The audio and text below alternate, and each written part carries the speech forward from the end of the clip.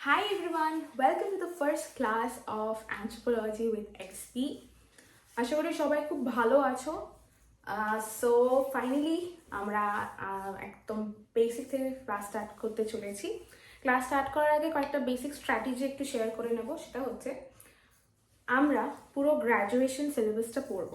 যে কোনো civil service examination UPSC বা WBCS এর জন্য পুরো গ্র্যাজুয়েশনের সিলেবাসটাই রয়েছে। এবারে গ্র্যাজুয়েশনের ক্ষেত্রে first year, second year, third year হিসেবে সিলেবাসটাকে বিভিন্ন মডিউলের মধ্যে ভাগ করা রয়েছে। But when we come to civil service examination, তখন সেই হয়তো কখনো থার্ড ইয়ারের কোনো চ্যাপ্টার হয়তো সিভিল সার্ভিসের টপিকে একদম শুরুর দিকেই রয়েছে। এরকম বিভিন্ন ক্ষেত্রে বিভিন্ন চ্যাপ্টার্স আগে পরে করা রয়েছে। সো আমি যেটা করব সেটা হচ্ছে পার্টিকুলারলি শুধুমাত্র সিলেবাসে এরপরে এই টপিক রয়েছে, এরপরে এই মডিউল রয়েছে, এই ওয়েতে এগোবো না। তাহলে যেটা হবে আমাদের অনেকটা সময় লেগে যাবে বুঝতে। কেন? যখন আমি সাবজেক্টের ব্যাপারে বলা শুরু করব তখন তোমরা বুঝতে পারবে। সো আমি একটা বেসিক স্ট্যান্ডার্ড টপিক ওয়াইজ এগোবো। তোমাদের যার এরপরে মনে হবে যে ম্যাম এই বিষয়ে একটা ক্লাস দিলে ভালো হয়, বা আমাদের এরপরে একটা এই বিষয়ে একটা এক্সাম রয়েছে, বা হতে পারে অনেকের হয়তো ফিফথ সেম বা ফোর্থ সেম, থার্ড সেমের এক্সামসে এই টপিকটা রয়েছে যেটার উপরে হয়তো তোমাদের কনসেপ্ট ক্লিয়ারেন্স নেই, বা ক্লাস হলে ভালো হয়, বা লাইভ ক্লাস হলে ভালো হয়। ইভেন আমার উইকে 2 দিন টিউসডে অ্যান্ড থার্সডে ফ্রি একটা ভিডিও ক্লাস হয় গুগল মিটে, যেখানে আমি 1-to-1 কখনো কখনো প্লাস কখনো গ্রুপে ক্লাস করাই। মানে সেখানে তোমরা অডিও ভিডিও অন করে নিজেদের কোয়েশ্চেন্সগুলো আমাকে জিজ্ঞাসা করে নিতে পারো। সো সেই ক্লাসেসগুলো অ্যাটেন্ড করতে পারো। For that you can mail me, আমার ইমেল আইডিটাও দেওয়া রয়েছে ইন দ্য ডেসক্রিপশন বক্স। সেখান থেকে তোমরা আমাকে মেল করে নিতে পারো। I will give you the link for the Tuesday and Thursday classes. It's all free. Even there are students যারা নিজেরা নোটস লিখে আমাকে নোটস পাঠায় to check those notes that if it it's correct or not, সেটাও তোমরা করতে পারো। মানে I am there to help you guys, মানে in any and every aspect. So কারোর যদি এক্সামের জন্য কোনো চ্যাপ্টার টপিকের প্রয়োজন পড়ে, যারা অলরেডি অ্যানথ্রোপোলজি স্টুডেন্ট গ্র্যাজুয়েশনে রয়েছো যে কোনো ইয়ারের, so please feel free to ping me any time. আমি যদি সেটা হেল্প করতে পারি, I will be feeling very happy for that. Yes. So সেটা একটা গেল ব্যাপার। আর দ্বিতীয় ব্যাপার হচ্ছে আমরা টপিক ওয়াইজ এগোবো, অর্থাৎ আমরা পার্টিকুলার মডিউল ধরে কিন্তু এগোচ্ছি না।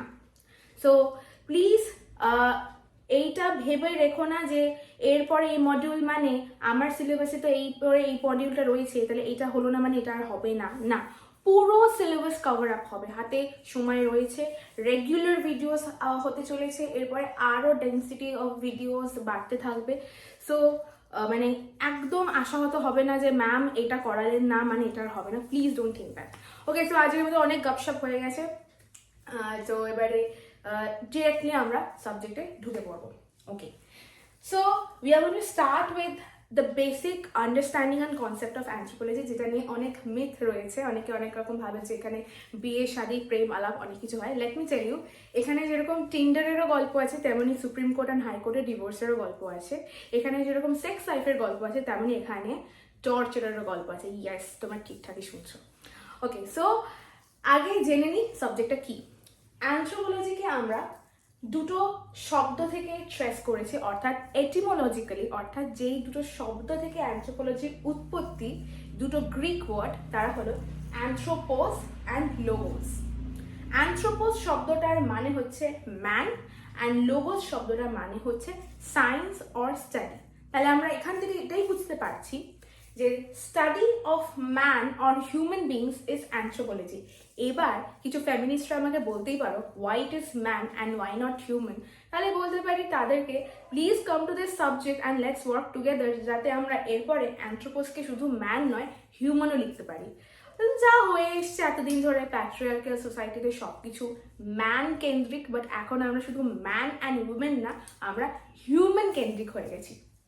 So yes, so etymologically anthropos means man and logos means study। তার মানে আমরা এখান থেকে এটা বুঝতে পারলাম যে একটা মানুষকে নিয়ে তার যত রকমের অ্যাসপেক্ট হয়, সেই সমস্ত রকম অ্যাসপেক্টের স্টাডিকেই আমরা অ্যানথ্রোপোলজি বলি।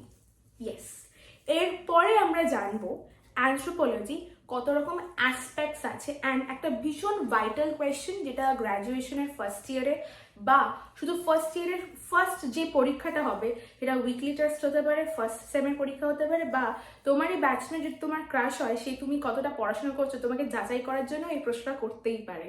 প্লাস WBCS and UPSC এর জন্য ভীষণ ইম্পর্টেন্ট একটা question, why anthropology is holistic science বা অ্যানথ্রোপোলজিকে হলিজম কেন বলা হয়। এরপর আমরা জানতে চলেছি সেটা।